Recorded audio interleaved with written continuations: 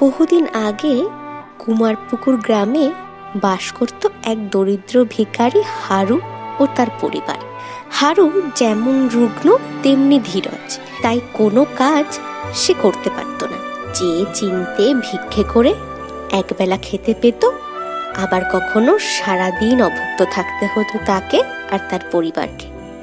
অপরদিকে সেই গ্রামেরই সবচেয়ে ধনী ব্যক্তি ছিল মনোহর মণ্ডল। যেমন তার যশ তেমন প্রতিপত্তি, আর তেমন তিনি ছিলেন দানশীল।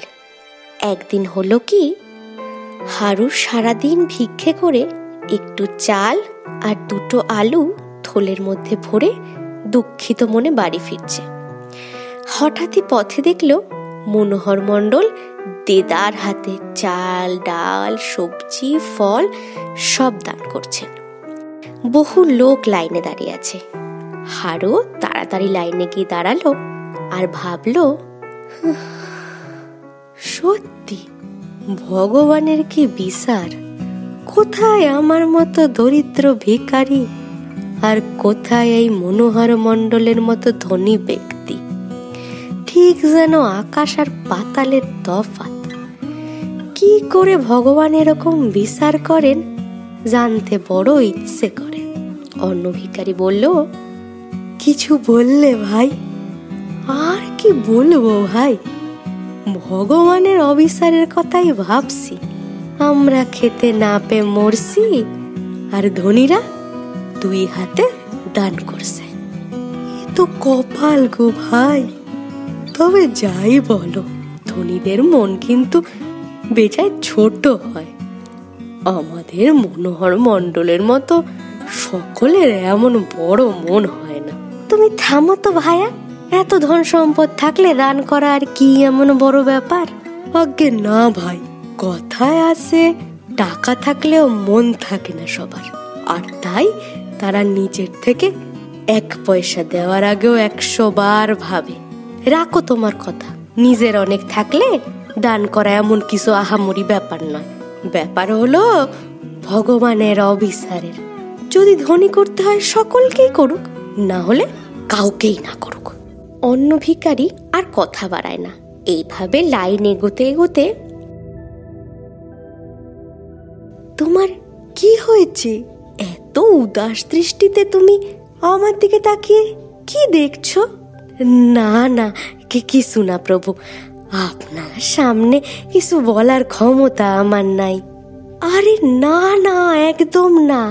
আমরা সবাই ভগবানের সৃষ্ট মানুষ, সবাই এক। তুমি নির্দ্বিধায় আমায় বলো তো কি বলতে চাও? প্রভু, আমি অতি দরিদ্র ভিক্ষুক। ভিক্ষা করে নিজেরও পরিবারের পেট চালাই। কোনোদিন খাওয়ার জোটে, আর কোনোদিন খালি পেটেই শুয়ে পড়ি। আপনার প্রতিপত্তির কথা অনেক শুনেছি। আজকে আপনাকে দেখে নিজের মনে প্রশ্ন জাগে যে ভগবানের এরকম অবিচার কেন? আপনিও মানুষ আর আমরাও মানুষ। আপনি এত ধনী, এত সুখী, আর আমি দিন দরিদ্র। দেখো, আমি অতি সামান্য ব্যক্তি। আমার যা আছে, যা দিয়েছে সবই ভগবান।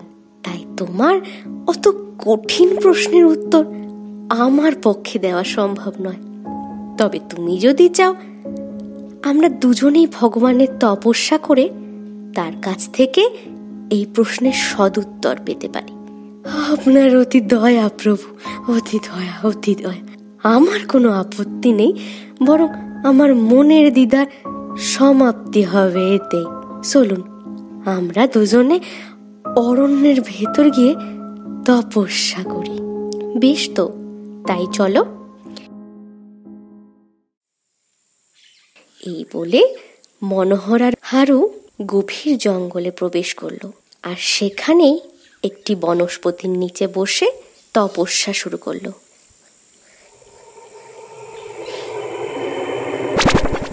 ওঠো বৎস, তোমাদের দুজনের তপস্যায় আমি সত্যি মুগ্ধ। তোমাদের একাগ্রতায় আমি সন্তুষ্ট বৎস। বলো, তোমরা কেন তপস্যা করছিলে আমার? মহাদেব, আপনি আপনি স্বয়ং এসেছেন। আমার শত কোটি প্রণাম আপনার চরণে, শত কোটি প্রণাম মহাদেব। আপনি আপনি আমাদের কৃতার্থ করেছেন প্রভু।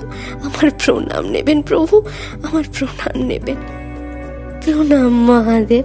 আমরা দুজনে তপস্যা করছি একটি বিশেষ প্রশ্নের উত্তর জানার জন্য প্রভু। উত্তর জানার জন্য? কি এমন প্রশ্ন তোমাদের, শুনি। মহাদেব, আমরা সকলে আপনার সৃষ্টি। আপনি সকলেরই একরকম করে গড়েছেন, কিন্তু আমাদের সকলের জীবনে এত তফাৎ কেন প্রভু? এই দেখুন, আমি অতি দরিদ্র ভিখারি, খেতে পাই কোনোদিন কোনোদিন কিছুই পাই না। আর এই ব্যক্তি অতি ধনী, তার নিজের জন্য রেখেও সবাইকে বিলিয়ে দিতে পারেন এত ধনী। এরকম এরকম অবিচার কেন প্রভু? কেন এরকম অবিচার? ভক্তের প্রশ্ন শুনে বৎস, এসবই যে পূর্বজন্মের ফল। পূর্বজন্মের ফলস্বরূপ এই জন্মে কর্ম নির্ধারিত হয়। আগের জন্মে তুমি অতি ধনী ব্যক্তি ছিলে, আর এই মনোহর ছিল অত্যন্ত দরিদ্র ব্যক্তি। কিন্তু তাও তুমি সব সময় ঠাকুরের কাছে প্রার্থনা করতে যেন তুমি শুধু সকলের কাছ থেকে পাও, তোমায় যেন নিজের থেকে কখনো কিছু দিতে না হয়। তোমার ধনসম্পদ তুমি সবসময় নিজের কাছে রেখে দিতে, কাউকে দান করার কথা কখনো মনে হয়নি তোমার। আর প্রভু, এই মনোহর আগের জন্মে অতি সজ্জন দরিদ্র ছিল। নিজের কিছু না থাকলেও সে সব সময় প্রার্থনা করত যেন সকলকে দান করতে পারে। সে ভগবানকে বলতো, আমায় ধন সম্পদ দিও, যাতে আমি অন্যদের সেটা দিয়ে সেবা করতে পারি। আর তাই এই জন্মে সে সেই সুযোগ পেয়েছে। আর তুমি কেবল অন্যের থেকে দান নিয়ে জীবন নির্বাহ করছো। আমায় ক্ষমা করুন মহাদেব, আমি নিজের ভুল বুঝতে পেরেছি, আর নিজে প্রশ্নের উত্তরও পেয়ে গেছি। এই বলে তারা দুজনে মহাদেবকে প্রণাম করার সঙ্গে সঙ্গে চোখ খুলে দেখে মহাদেব অদৃশ্য হয়ে গিয়েছেন। হারু নিজের প্রশ্নের উত্তর পেয়ে মনোহরের কাছেও ক্ষমা চেয়ে নেন, আর দুজনে পথ চলতে শুরু করে। গল্পটা ভালো লাগলে লাইক করুন, কমেন্ট করে জানান কেমন লাগলো, শেয়ার করুন নিজেদের বন্ধু বান্ধব আর রিলেটিভদের সঙ্গে, আর অবশ্যই আমাদের চ্যানেলকে সাবস্ক্রাইব করে দিন। আর আমাদের নতুন নতুন গল্পের নোটিফিকেশন পেতে সাবস্ক্রাইব বাটনের পাশে বেল আইকনটা এক্ষুনি প্রেস করে দিন।